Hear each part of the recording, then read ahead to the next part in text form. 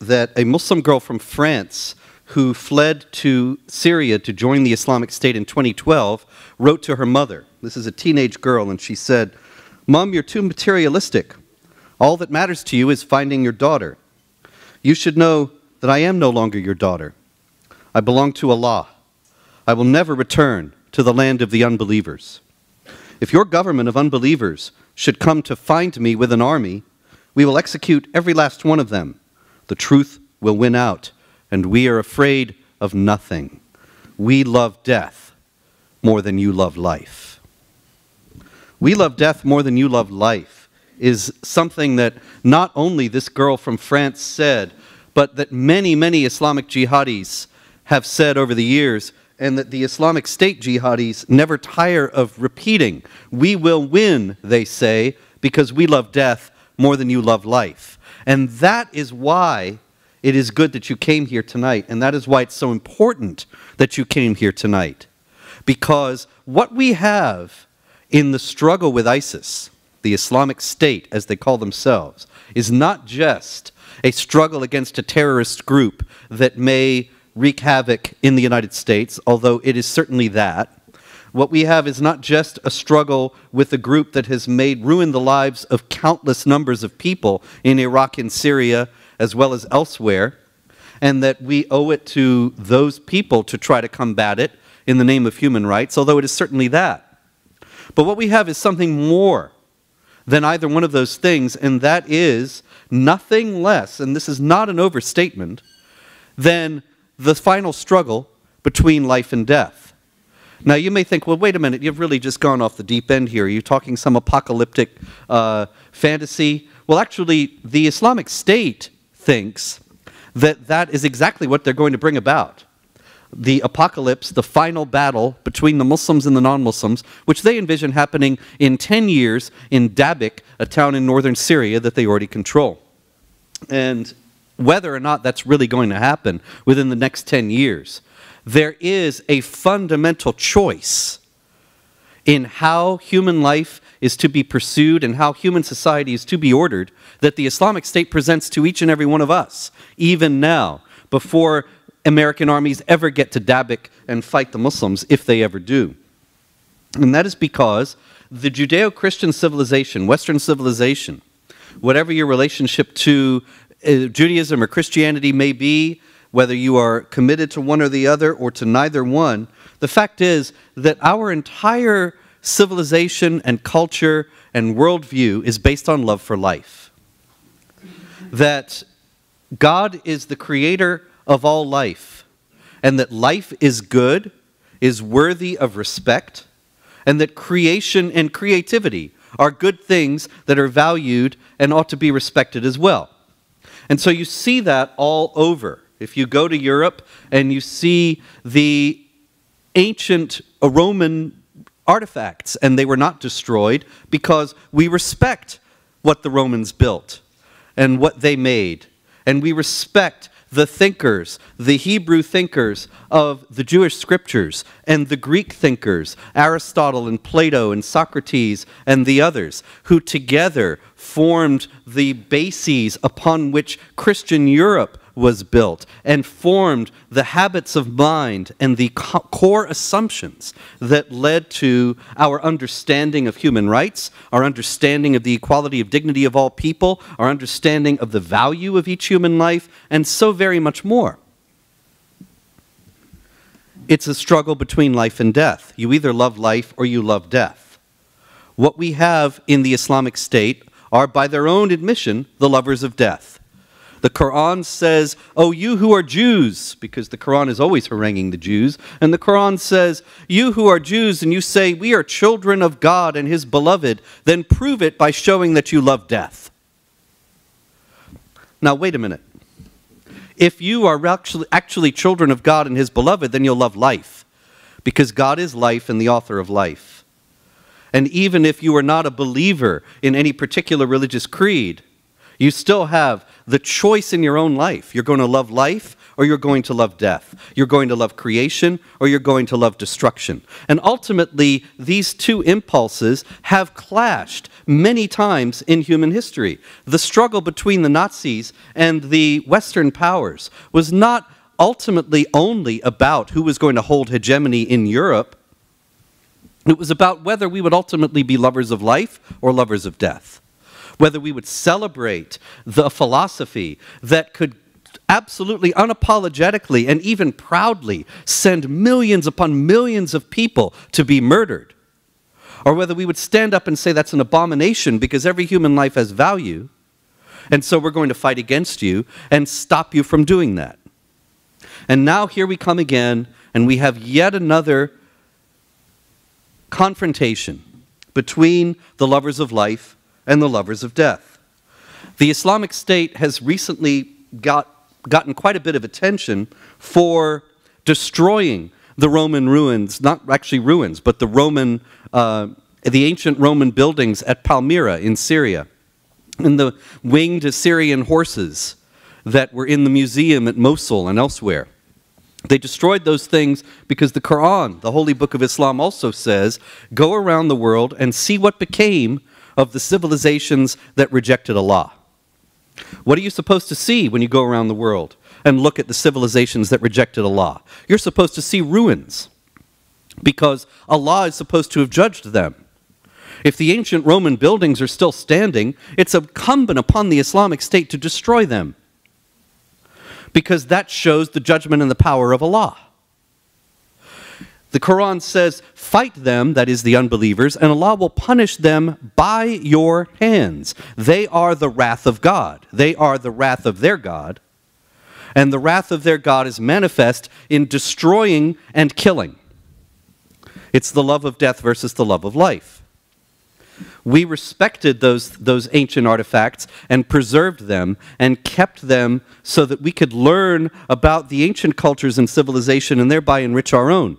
They only see this as an occasion to show the judgment of Allah. We need to create ruins. These people have rejected Allah. We need to kill them. What they hope this will all culminate in is that final battle at Dabiq. Now, they didn't just pick Dabiq, which is a small town, 3,000 people in northern Syria. Maybe it's got a thriving apocalypse tourist trade by now, I don't know. But there's otherwise no reason to go there. But as it happens, Muhammad, the prophet of Islam, if he existed, actually even if he didn't, there is attributed to him a statement whereby he said that the final battle between the Muslims and the non-Muslims will happen when the Romans will show up at Dabiq, and there will be the final showdown, followed by the victory of the Muslims, and Jesus, the Muslim prophet, will return, break all the crosses, kill the pigs, abolish the jizya, that is, destroy Christianity and conquer and Islamize the world. That's the plan, and the Islamic State hopes to bring this about in 10 years. That's why they, and this is so important to them, they call their magazine Dabiq, after the name of this town. Now, here again, they see this as the final showdown, that it's all coming down. Whether it is or not, they're going to be working toward it and killing a lot of people to try to get there. And they also have plans for before the final battle in the next 10 years. They have quite a lot of plans for conquest and murder on the way to Dabiq. One of the main things that they intend to do is conquer Rome. You'll notice that Muhammad is supposed to have said that the Romans will come and fight at Dabiq. This is because at the time that these stories were fabricated, the Roman Empire was a Christian empire and was a formidable foe of the Muslim Arabs. And so the statement attributed to Muhammad says the Romans are going to come fight. Nowadays, the Islamic State interprets that as meaning that the Americans will come. The Americans as the final exponent of that Judeo-Christian civilization that went from ancient Israel and ancient Greece into Europe, into the Roman Empire, and into England, and finally to the United States. And so we are, in effect, the Romans. and are going to go there and fight them. Before that, they're going to conquer Rome itself, because another prophecy attributed to Muhammad is that first, he said, you will conquer the new Rome, and then you will conquer the old Rome. The new Rome being Constantinople, the second capital of the Roman Empire, founded by Constantine in the 4th century. Constantinople was conquered by the Muslims in 1453, 700, 800 years after Muhammad is supposed to have lived and died. Now, it's 700 years more or less after that, and many Islamic imams and scholars and spokesmen have said now is the time for the second half of the prophecy to be fulfilled. New Rome, Constantinople, was conquered, and now it's time for old Rome. Now, how on earth can the Islamic State, a group of terrorists who, because of a power vacuum in Iraq and Syria, are now able to rule over an area larger than Great Britain, but still a terrorist group, how do they have any idea that they will conquer Rome, much less bring about this final apocalyptic battle? Mind you, they are not thinking that they're going to amass a conventional army and march into Italy and conquer Rome. As a matter of fact, last February, they explained to us, as after the manner of Hitler and Mein Kampf, exactly what they were going to do and how they're going to do it. And they said last February that they're going to flood Europe with 500,000 refugees. Does that sound familiar? Do you think conceivably there could be any connection to this present refugee crisis? Of course, world leaders Barack Obama, David Cameron, Angela Merkel, all the rest of them, they all are sure that, of course, that there's no possible connection between the Islamic State threatening to flood Europe with refugees just a few months ago and Europe being flooded with refugees now. Any connection would be inconceivable. However, the Islamic State, a spokesman from them recently said, well, we've already got 4,000 of our men into Europe among the refugees, and more coming all the time. Even more ominously, just a few days ago, the Lebanese education minister met with David Cameron, the Prime Minister of Great Britain, and said to him, we have 1.1 million Syrian refugees in Lebanon. They're not staying in Lebanon. Lebanon's just right next door. They're on their way to Europe. And that, of those 1.1 million refugees, he said, 2% at least are active Islamic jihadis. That's 20,000 men. That's in the refugee camps in Syria, on their way to Europe now. How many are already in Europe?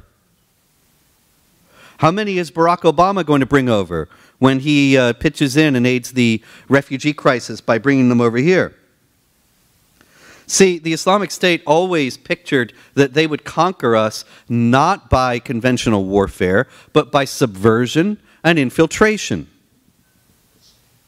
And exactly that is what is happening. Subverting the existing order in Europe. And meanwhile, their allies and friends in the West are stigmatizing and demonizing the people who are calling attention to this, so that Paul very kindly pointed out to you that I can't go to Great Britain and am barred from there because it's nothing personal. The government is afraid to offend its growing Muslim population. And they had barred a few Islamic jihadis, and they thought, well, this looks bad. We have to bar some other people so we're not just barring Muslims, because then the Muslims will be angry with us. And so they barred us and some others. And the fact is, though, that the more that resistance to this and calling awareness to this and speaking realistically about this threat is indeed marginalized in this manner, then obviously the fewer people you're going to get who will be willing to do it. And then if everyone is afraid to speak out about the threat while these refugees are pouring in, and everybody knows that only racist, bigoted Islamophobes would dare suggest that there could be jihadis among them, well, nobody will say a word, and the whole operation can advance unimpeded and unopposed. And so it works very well, subversion and infiltration. And the upshot is this. A Polish convert to Islam who joined the Islamic State, he recently said, we're going to storm the Vatican and we're going to hold mass beheadings in St. Peter's Square. How inconceivable is it, really? that that could happen. If Europe, if say 20,000 jihadis were to descend upon Europe and make a concerted action, how really difficult to believe is it? They might not be able to hold Rome. They might not be able to establish an Islamic state in Europe, at least not at this time. But could they overrun it? Could they behead the Pope and many others in St. Peter's Square? Well, there's absolutely no doubt that that is a very distinct possibility, and that it wouldn't really take a whole lot of people to pull it off. If you think about it, nobody would have predicted in January 2014 that the Islamic State would indeed hold a territory larger than the size of Great Britain in Iraq and Syria. Nobody thought they could pull it off. Barack Obama dismissed them as the JV team. And even Al-Qaeda, one of the things that you'll see in the book is that Al-Qaeda wanted to establish a caliphate in Iraq 10 years ago. You remember Abu Musab al-Zarqawi? He was the leader of Al-Qaeda in Iraq. And he was corresponding with Ayman al-Zawahiri, the second in command, the Al-Qaeda second banana, and now the head man in Al-Qaeda since Osama was killed. And they were talking about, we're going to establish a caliphate here, and Zarqawi was all for it. But Zawahiri said, no, wait. And Osama bin Laden himself put the brakes on the idea. He said, if you do that, the Americans will come in and will level the caliphate and embarrass the Muslims worldwide.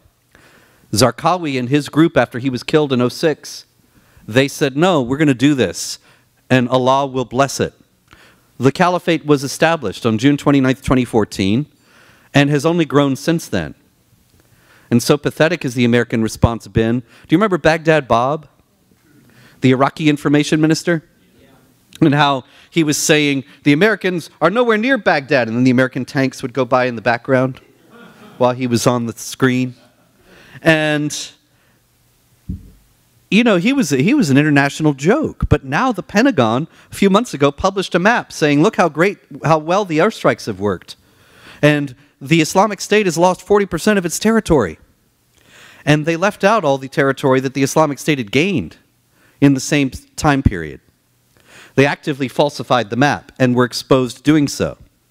And recently there was a large number, I think about 50 intelligence agents who said that their reports on ISIS had been falsified after they submitted them to make them look better than they were. And so what we have is, on the one hand, the lovers of death are actively working by means of subversion and infiltration to wreak havoc in Europe and then in the United States, to overturn the existing order. Not by a direct frontal assault, but by the death of 1,000 cuts, by overwhelming law enforcement with so many attacks, so many plots, that it can't keep up, and ultimately it's overwhelmed and collapses. And on the other hand, we have people playing politics and denying and just trying to fool the American public for their own political gain, rather than confronting it fully. And so the struggle between life and death is going to continue. Imagine what would happen if they were let loose in Europe. Do you think that the destroyers of Palmyra would hesitate to smash the David or to destroy the Louvre? There's so many things in Europe they could destroy. They would love it, because that's what they're all about, is destruction and death. If we are going to deal with this realistically, then we have to, in the first place, deal with it realistically. And that is the one thing that no one is doing at this point. Not government, not law enforcement, not the media, nobody.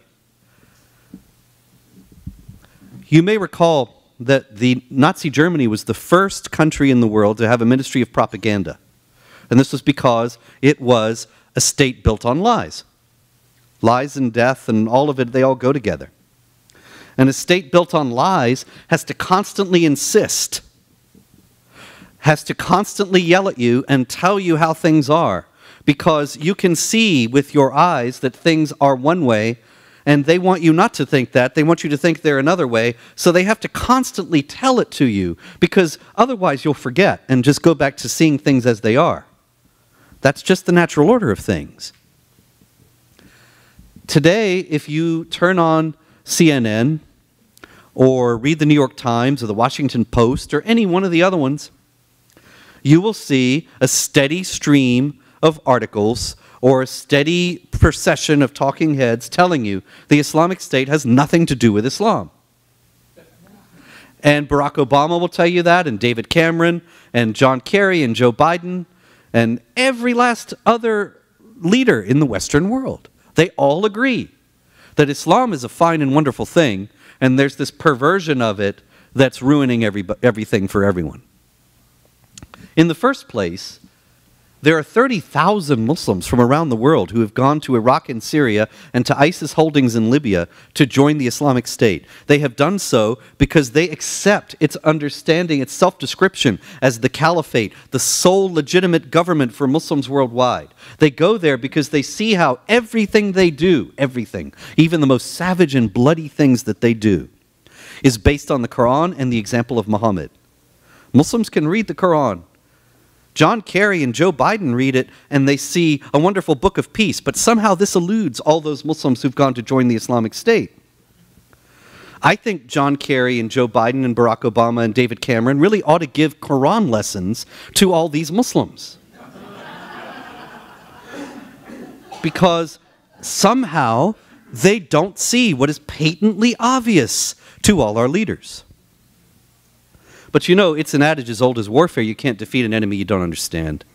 And you certainly cannot defeat an enemy that you refuse to understand. And this is the situation that we're in now. The mainstream media has to keep pumping out these articles about how ISIS has nothing to do with Islam, and ISIS is violating various tenets of Islam, and all these Muslims are protesting against or fighting against ISIS. They have to keep pumping them out, just like the Goebbels propaganda ministry had to keep pumping out the Nazi nonsense, because it's so counterfactual, it's so much of a lie, it's so contrary to what we see with our own eyes, that if they don't keep insisting on it, then it will fall away from people's consciousness. And that's what it should do, because it is a lie. The Islamic State is recruiting from among peaceful Muslims and is justifying its actions based on core teachings of the Quran and Muhammad. If we're going to confront and defeat it, then we have to confront that fact and deal with it realistically. We have to, that would lead in turn to a reconfiguration of our global alliances. For example, every year since 9/11, we've been giving over $1 billion to Pakistan to fight Al-Qaeda and the Taliban. And you may know that in 2008, which is now 7 years ago, it was revealed that the Pakistani spy service, the ISI, not to be confused with the ISI that published my book, Did Muhammad Exist? The Pakistani spy service was actually funneling a great deal of that money to Al-Qaeda and the Taliban. What do you think the response to this revelation was in the US Congress? You're right, give the Pakistanis more money. And they did. Because obviously if they're having to give money to Al-Qaeda and the Taliban out of what we give them, they must not have enough, the poor dears. And so if we give them more, then presumably they will not give any to Al-Qaeda and the Taliban. This, of course, doesn't make any sense at all, but it keeps going on. Vladimir Putin just a few weeks ago called for an international alliance against terrorism, and Barack Obama refused, because Vladimir Putin is helping Bashar Assad, who's no doubt a scoundrel, against the Islamic State. But if Bashar Assad is removed, the Islamic State takes advantage, wins a huge victory, and is that much closer to Lebanon, to Israel, and to Europe. So Vladimir Putin is dealing with this realistically, and Barack Obama is not.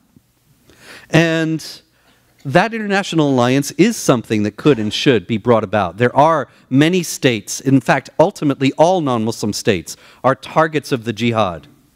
Now is the time for us to recognize that and to unite. And while American Muslim advocacy groups have condemned the Islamic State, they've actually done so not because they're moderates and the Islamic State is extremists. They've done so because the American Muslim advocacy groups are all tied to the Muslim Brotherhood, which has been trying to establish a caliphate since 1928. But they never were able to pull it off. So they view the Islamic State as an upstart competitor that stole their thunder. Of course they condemn it. But there is not a single mosque or Islamic school or Islamic organization in the United States, or anywhere in the world for that matter, that has any program to teach Muslims why they should reject the understanding of Islam represented by the Islamic State. That's an extraordinary omission if they really condemn it. And our government authorities, law enforcement officials, ought to be pressuring them on that point.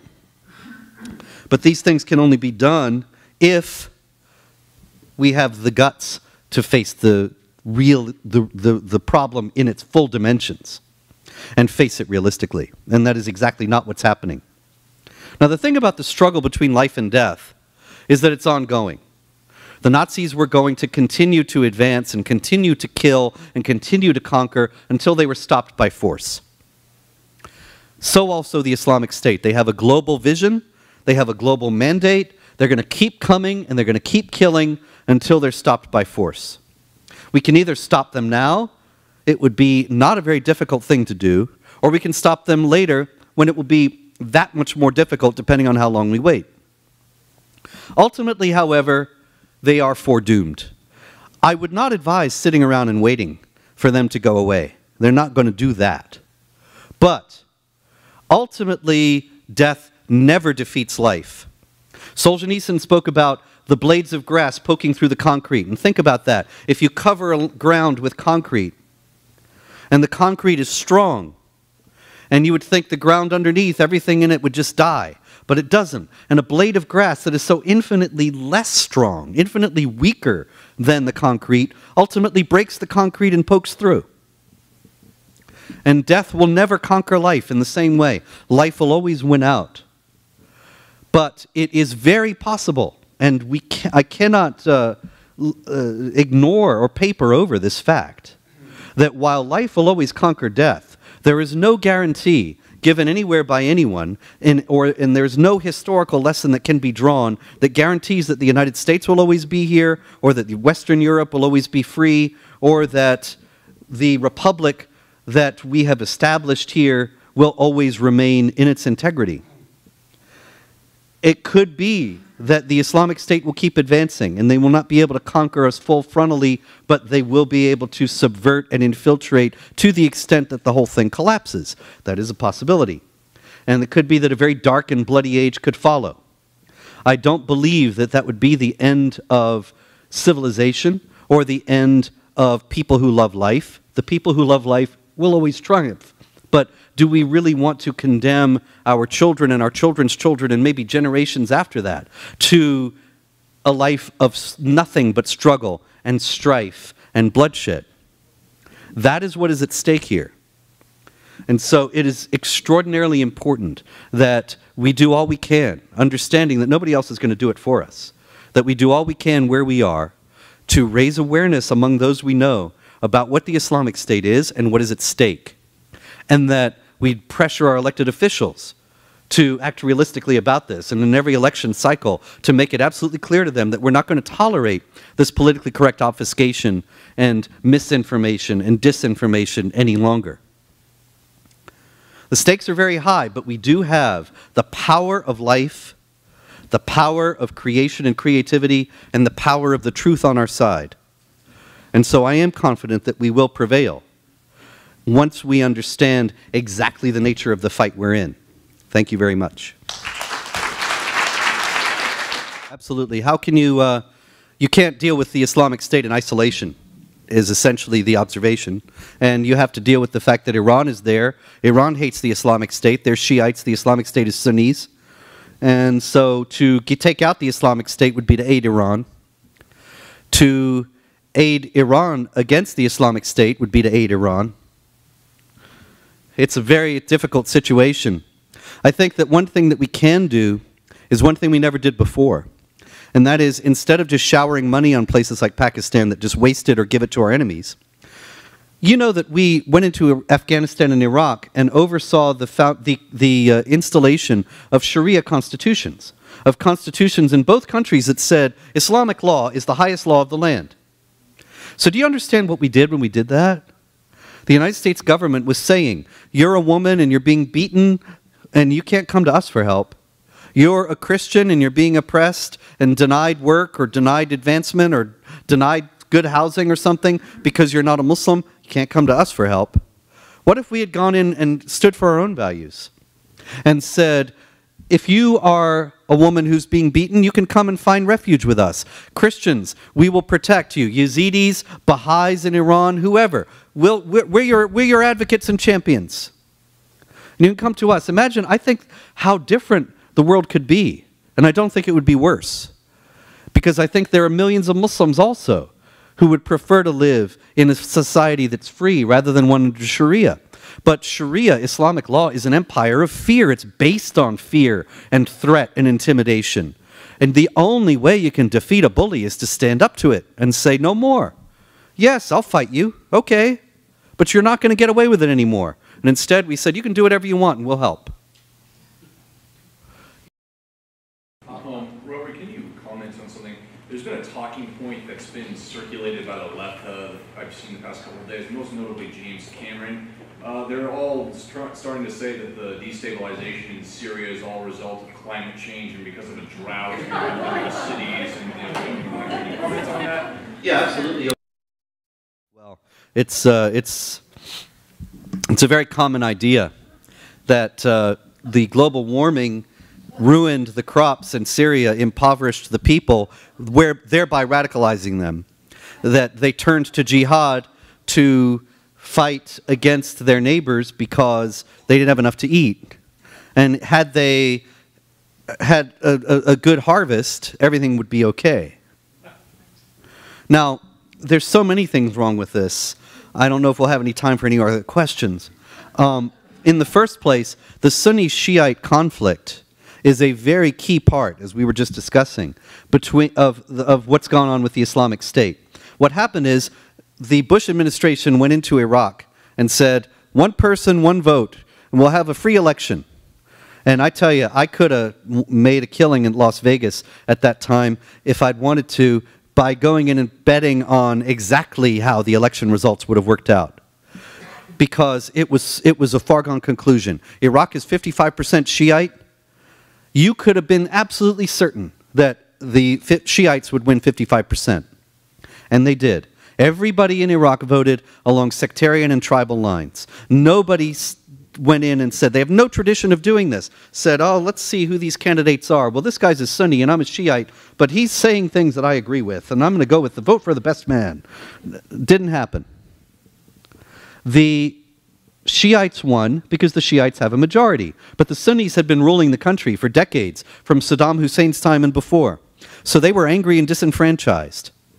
Meanwhile, Barack Obama pulled the American troops out to fulfill his campaign promise and left a total power vacuum. The Sunnis were never going to accept a Shiite government in Baghdad. And this was when the Sunnis started to wage jihad against the Shiites. It's perfectly clear. You don't have to know what the weather was to see why that happened. And the Sunni-Shiite antagonism goes back 1,400 years. Global warming is supposed to have happened because of automobiles. So, you know, what's your excuse before that? The cows or something? I mean, it's ridiculous. In any case, the point is that this is happening. The Islamic State exists because of a variety of missteps by two American administrations, also exacerbating ancient antagonisms that existed long before carbon emissions.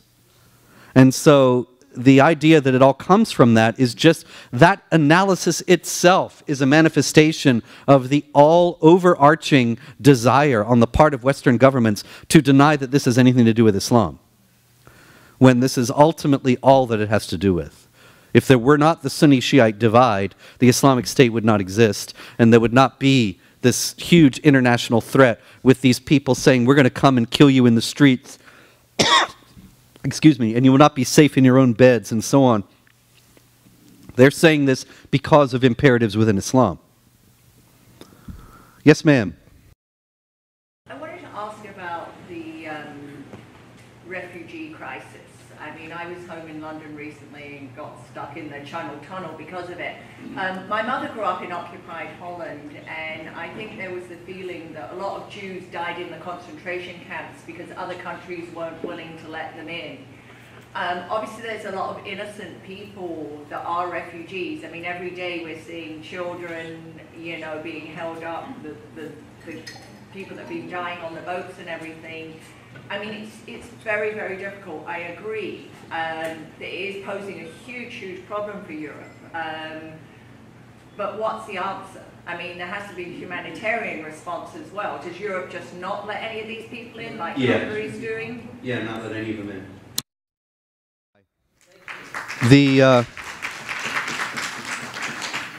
And I say that, I understand what you're saying about the Holocaust. I understand, but this is not the same thing. In the first place, the refugees in Europe right now, whatever the photographs may be, photographs are anecdotal. They're a picture of a small group of people. The refugees are overwhelmingly young, able-bodied Muslim men. If this were a genuine refugee crisis, you would think there'd be a large number of Christians among them because hundreds of thousands of Christians have been displaced by the Islamic State in Iraq and Syria. Where are the Christians? How come they're not fleeing to Europe? Why are they all men? Where are the women? Where are the elderly and infirm? If these are people who've been displaced from their homes. But even more to the point, Saudi Arabia and the Gulf states have said they're not taking in any of the refugees, none. The Saudis said, we won't take in any, but we'll build 200 mosques for them in Germany if you'd like. I get the idea. You see what that's all about. But why won't the Saudis take them? The Saudis won't take them, they said, because there's a terror threat. There are jihadis among them. But if you say that in Europe, you're a racist, bigoted Islamophobe. It's absolutely absurd. These are Muslim refugees from Muslim countries, and there are plenty of Muslim countries that have lots of open spaces that could accommodate them. And they are not going to those places because they won't take them and because they don't want to go there. This is ultimately not a refugee crisis at all. This is a hijra. The hijra is the emigration of Muhammad from Mecca to Medina. When the first, and that was the first time he became a political and military leader as well as a spiritual one. The hijra is extraordinarily important in Islam. The year 1 of the Islamic calendar is not when Muhammad was born or when he died or when he became a prophet. 3 things you might expect. It's the hijra. It's as if Islam is not Islam without its political and military component. But even more than that, Muhammad's action in this enshrined in Islam the concept of emigration as a holy act. To leave one land and to go to another, to Islamize the new land, is to imitate Muhammad, which is a great blessing and the greatest thing that a Muslim can do. The jihad terrorists in England, a few years back, they were called al-Muhajirun, the immigrants. And these migrants, when they say migrants, that's what the word means in Arabic. Muhajirun, people who are emigrating for the cause of Allah. Now, are they all emigrating for the cause of Allah? Are there sick and weak and infirm people among them? Certainly. And so if they're already there in Europe, I think they should be given what care they need and then sent home or sent to Saudi Arabia. Anyway, yes, ma'am. And mostly everybody is 60 years or older, and our children are being indoctrinated. They're being indoctrinated into climate change, and Islam is a religion of peace. Is there a great religion of peace? Is there anything that we can do? Absolutely. Hear about these things. You know, Bill Becker of Freedom X is back here. And Bill is working on a tremendous project with Lori Cardoza Moore out of Tennessee to call attention to the fact that the textbooks in public schools and public universities are whitewashed and present a roseate picture of Islam that does not talk about jihad, does not talk about the imperatives to conquer and subjugate unbelievers that are in the Quran, that all that is just left out. And meanwhile, there are very highly critical portraits of Judaism and Christianity put in, so that the student comes out thinking that his own civilization and culture and heritage is somehow unworthy and corrupt. And you know, you're not going to defend something that you don't think has any value. And this other thing that's coming and saying we're going to conquer, that's the good and noble thing. Well, obviously, the agenda of this is clear, and Bill is working on raising awareness of that. If you have incidents where your children are being specifically taught specific things, you should get in touch with him. And legal action may be in order, or at least we can embarrass them by calling attention to it. There's obviously, they've been doing work on this for many decades, Islamic groups in the United States, and they have all the bases covered. They're in the school system, they're in the media, they're in the academic establishment, they're all over the place. Absolutely, no doubt about it, 100%. But, we may all be 60 years old and whatever, but we're still alive, and we are lovers of life. And so we have to fight for the truth in these matters. Yes, sir. You alluded to Saudi Arabia, some of these other countries, and Obama has put a lot of emphasis on a coalition. Why aren't we seeing these other countries rallying to defeat ISIS? Yeah. Obama has put a lot of emphasis on the coalition, so where is it? Why aren't we seeing these countries rally to fight ISIS? You may recall that when the Jordanian pilot was burnt to death, the Jordanian king vowed a very, very strong action against ISIS. Remember that? Still waiting for it. So what is it that, yeah, he flew a couple planes. What is it that keeps these countries from doing this? The Saudis don't want ISIS to win. ISIS challenges the legitimacy, as a matter of fact, of every other Muslim government. Says they're the only legitimate Muslim government. So the Saudis are threatened, Jordan is threatened, Kuwait, Egypt, you name it. So why aren't they fighting them? Because the Islamic State really is Islamic. Because the Islamic State is really doing things that are based on Islam. And you know what that means? That means that in Jordan, there are whole cities where there are Islamic State flags all over the place, and everybody in the city is allied with the Islamic State. But they're in Jordan. Same thing in Saudi. If the Jordanian king or the Saudi king or even the Egyptians act too strongly against the Islamic State, they could have an insurrection at home from people who think, hey, the Islamic State is great. What are you doing fighting against it? That shows that you're an apostate, heretical, false Muslim and have to be deposed. So they're really over a barrel.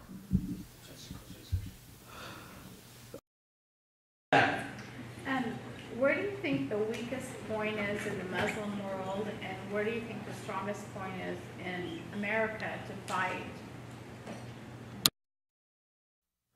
It's what I alluded to before, that the weakest point in the Muslim world are the many, many hundreds of thousands of Muslims who are actually sympathetic with our worldview, with our way of life, with our vision of human rights, with the idea of a free society, but they have nobody to speak for them, nobody to defend them, and plenty of risk, real physical risk, if they stand up.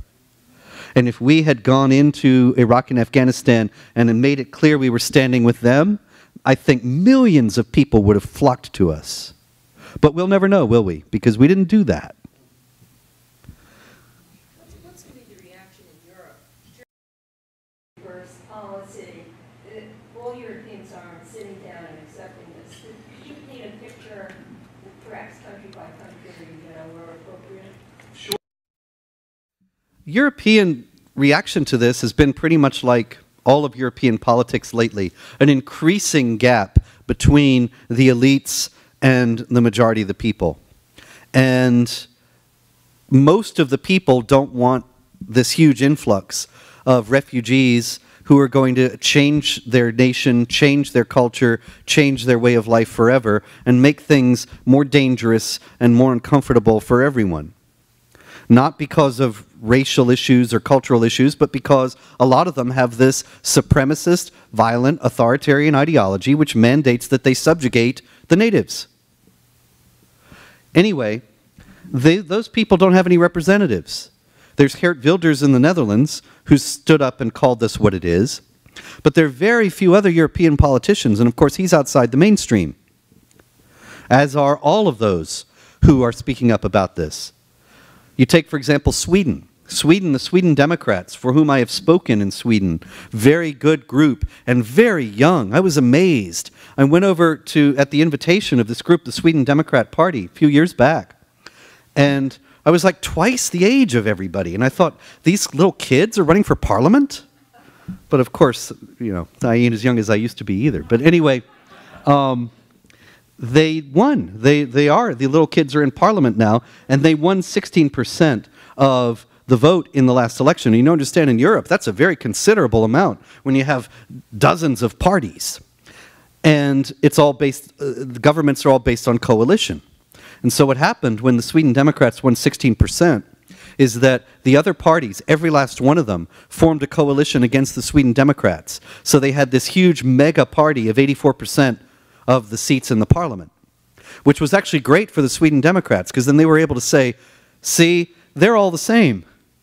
We're the only one, they're sort of Donald Trump in this regard, we're the only one who's speaking about these issues honestly. And so if you think the way we do, then come to us. And I guarantee you they're going to have much more than 16% as time goes by.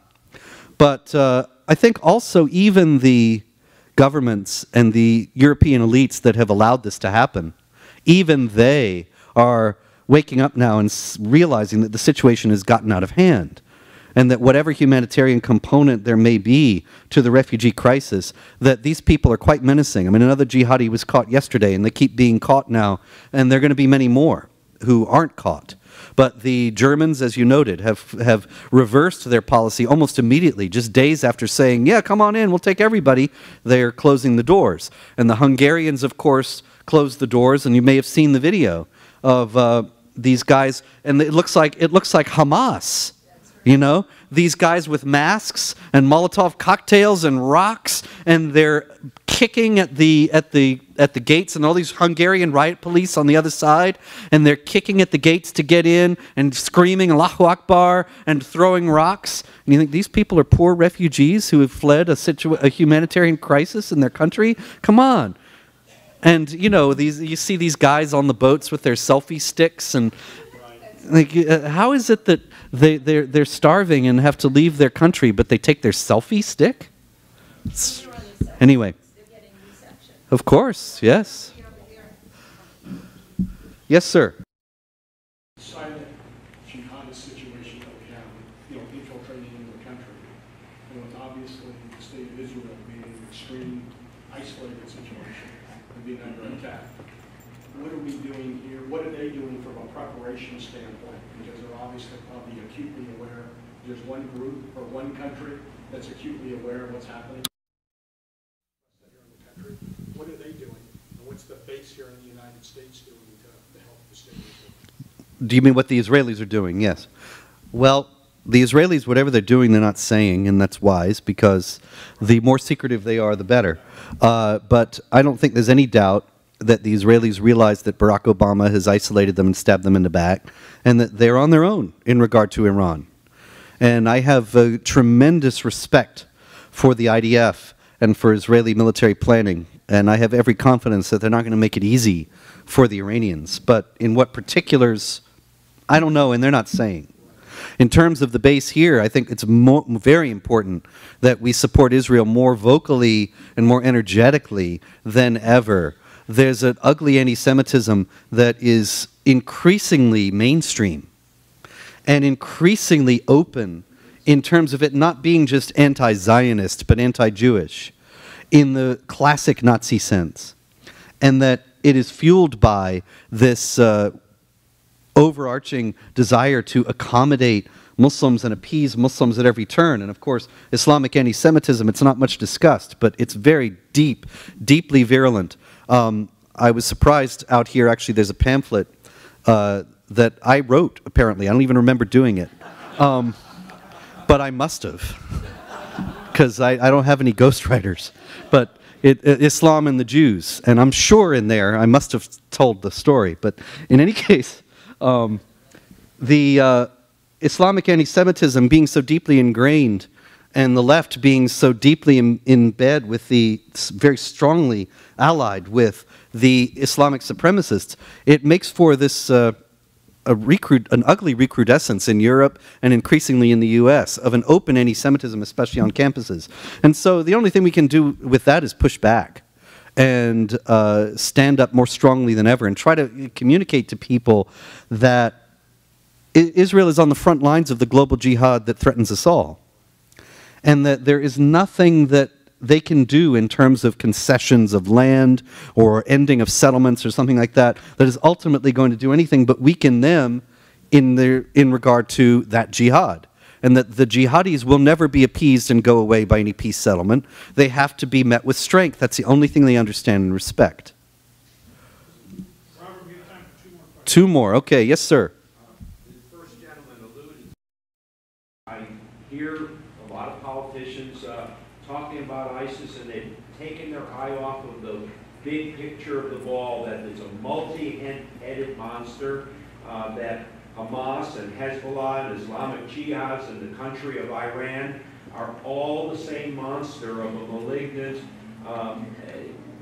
Western, hating, as you say, life-affirming evil.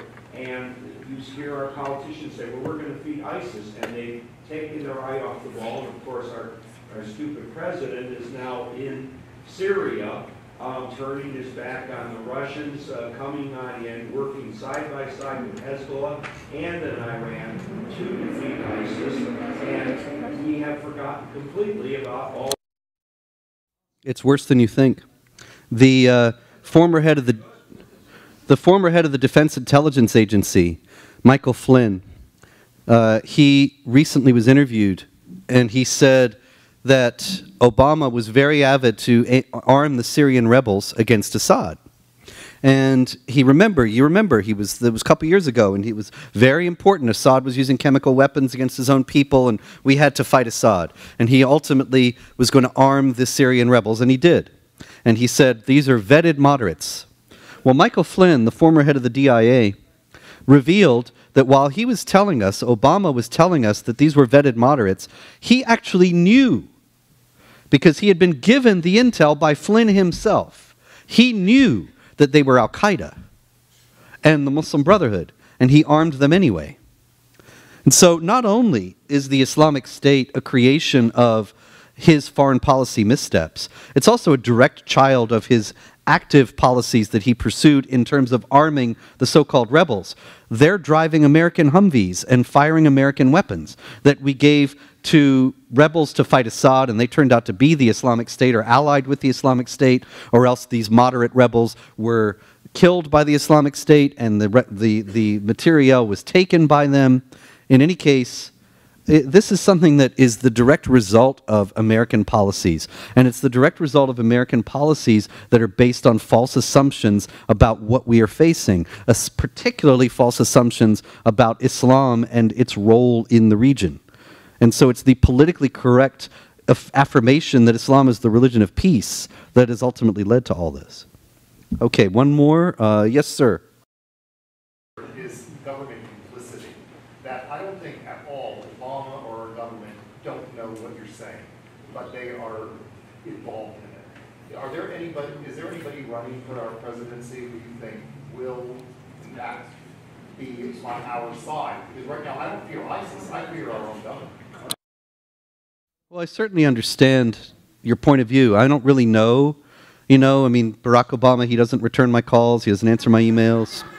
So I don't know how much he actively knows. I mean, I certainly think that it was a very telling moment in the 2008 campaign when he was seen reading the book avidly, The Post-American World by Fareed Zakaria. And that was the title Pamela Geller and I used for our book about Obama in 2010, The Post-American Presidency. Because the post-American world actually posits that the world would be a better place without a superpower. And so if America were weakened economically, militarily, and politically, then things would be much better for the whole world. And I think, well, look at this all these years later. Sure looks like that's the policy Obama has pursued. So I don't know. In terms of the Republican candidates, I'm sorry. Some of them have said some good things.